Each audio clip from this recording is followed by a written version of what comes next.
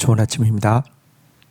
요한복음 4장 25절에서 34절 말씀 보도록 하겠습니다. 25절 여자가 이르되 메시아 곧 그리스도라 하는 이가 오실 줄을 내가 아노니 그가 오시면 모든 것을 우리에게 알려주시리이다. 26절 예수께서 이르시되 내가 말하는 내가 그라 하시니라.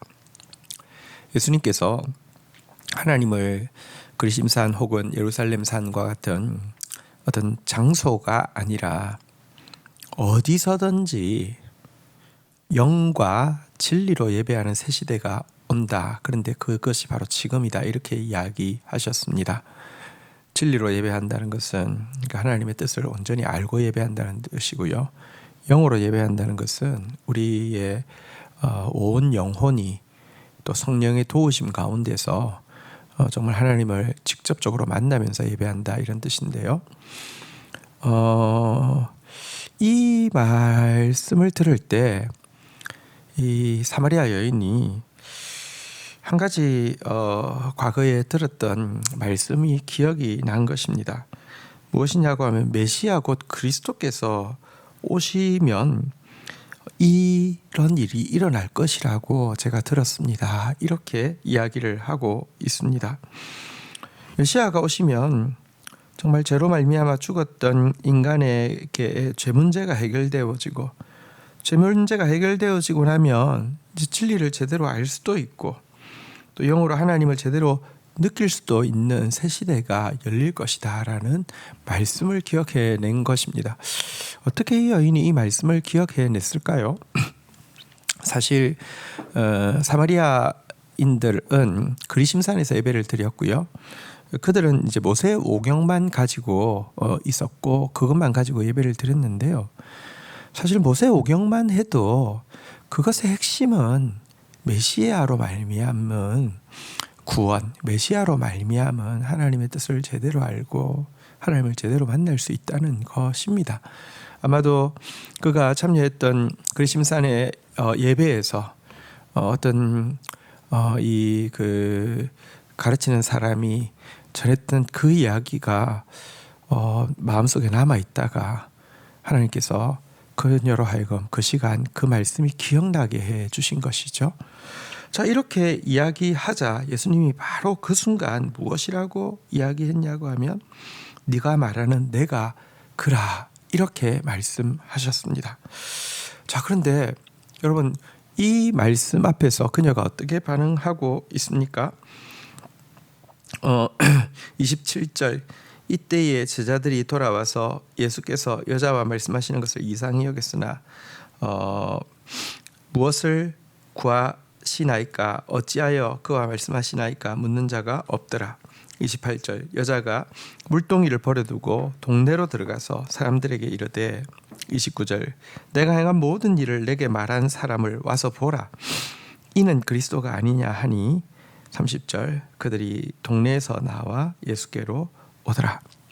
자, 여러분 여인은 그리스도가 오시면 영과 진리로 예배드리는 새 시대가 열린다는 그 말씀을 기억해내고 그리스도가 오시면 그런 일이 있겠다고 들었습니다 라고 할 때 내가 그라 라고 말씀하시는 예수님 앞에서 자신이 이미 여러분 그리심산에 갈 필요도 없고 예루살렘산에 갈 필요도 없고 하나님 앞에서 예배드리고 있다는 사실을 깨닫게 되었고요. 이미 자기 속에서부터 생수가 흘러나온다는 사실을 깨닫게 되었습니다. 그것을 극적으로 보여주는 것이 목마른 그녀가 더 이상 목마르지 않기 때문에 물동이를 버려두었습니다. 죄로 말미암아 사람들과의 관계가 다 깨어져서 혼자 12시에 물 들어왔던 그 여인이 동네로 뛰어들어가 내가 행한 모든 일을 내게 말한 사람을 와서 보라. 이는 그리스도가 아니냐 이렇게 외치고 있는데요. 내가 행한 모든 일이 무엇입니까? 동네 사람들도 다 아는 일이죠. 5번 결혼하고 6번째 남자와 동거하고 있는 이 일을 자기 입으로 이야기한다는 게 무슨 말입니까? 하나님과 죄로 말미암아 깨어졌던 관계가 회복되어지고 죄로 말미암아 깨어졌던 대인관계도 회복되어지는 것, 이것은 정말 하나님을 만남으로 메시아를 만남으로 죄 문제가 해결된 사람만 할 수 있는 일이죠. 또한 자기 자신에 대한 수치감과 열등감, 이것으로 자기를 이제 노출시키지 못하고 있던 사람이 동네 사람들 앞에서 이렇게 이야기할 수 있다는 것은 자기 자신도 용납하게 되었다는 것을 보여주고 있습니다. 정말 그는 메시아를 만난 것이고요. 정말 그는 생수를 마시게 된 것입니다. 한편 여인과 대화가 끝나갈 때쯤에 예수님의 제자들이 동네에서 먹을 것을 구하여 왔는데, 문제는 사실은 당신은 이렇게 이방 여인 사마리아 사람들에게 말씀을 가르치고 이런 것이 금해져 있었는데, 지금 이방 여인과 대화를 나누고 계신 모습을 보고는 대단히 이상하다 이렇게 생각을 했지만 아무도 말은 못하는 상황이었다 이렇게 이야기를 하고 있습니다.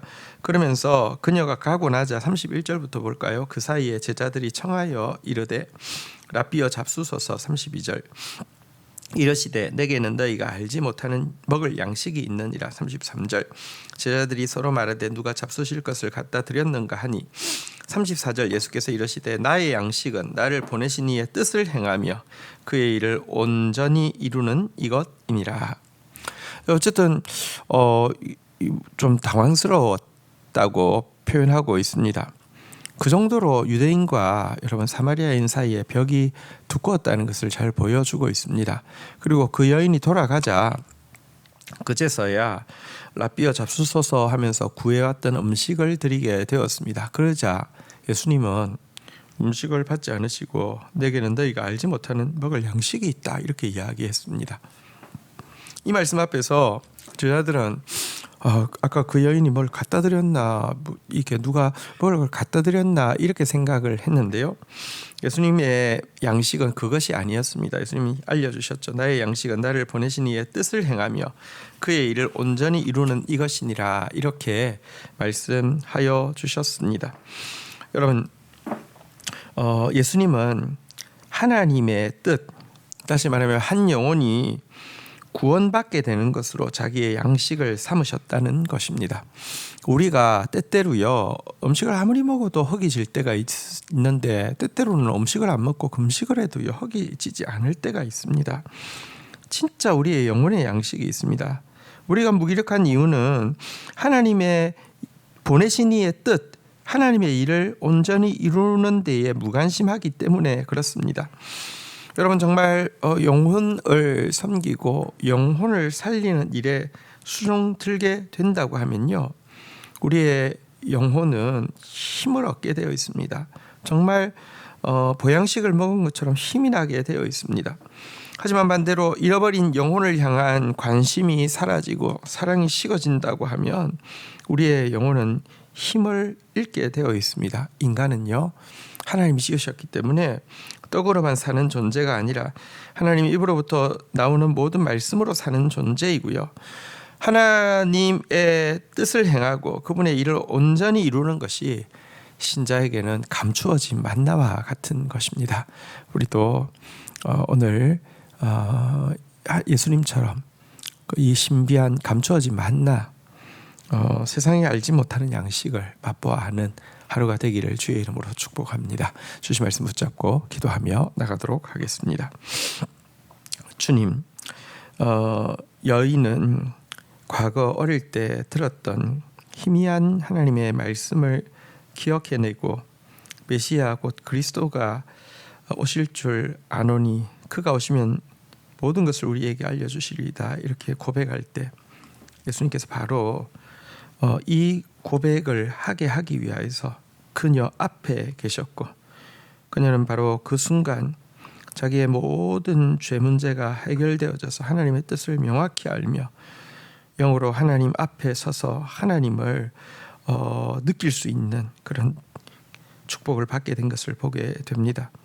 자신과의 관계가 깨어져 있고 다른 사람과의 관계가 깨어져 있고 하나님과의 관계가 깨어져 있던 그녀, 모든 것에 목마르지만 채워지지 않는 갈증으로 고통하던 그녀가 물동이를 버려두고 이웃에게 나아가서 자기의 부끄러운 과거에 대해서 외치면서 메시아 앞으로 인도하는 모습을 보게 됩니다. 주님, 바로 이 일을 위하여서 주님께서 오셨습니다. 그리스도께서 우리에게 오시면 우리에게 이와 같은 일이 있을 것입니다.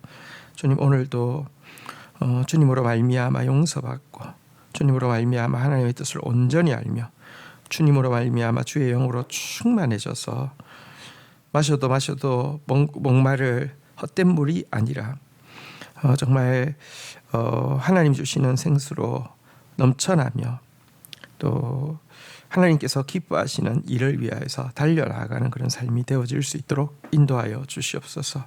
우리의 감추어진 만나, 우리의 진정한 양식은 하나님의 뜻을 행하고 그의 일을 온전히 이루는 것임을 잊지 않게 하여 주시옵소서. 오늘도 나를 통하여서 이루시고자 하시는 당신의 일, 우리에게 뜻하신 당신의 일들 깨닫고 행하는 하루가 되어질 수 있도록 도와주셔서 영혼에 넘치는 새 힘을 경험하는 복된 하루 되게 인도하여 주옵소서. 예수 그리스도의 이름으로 기도 올립니다. 아멘.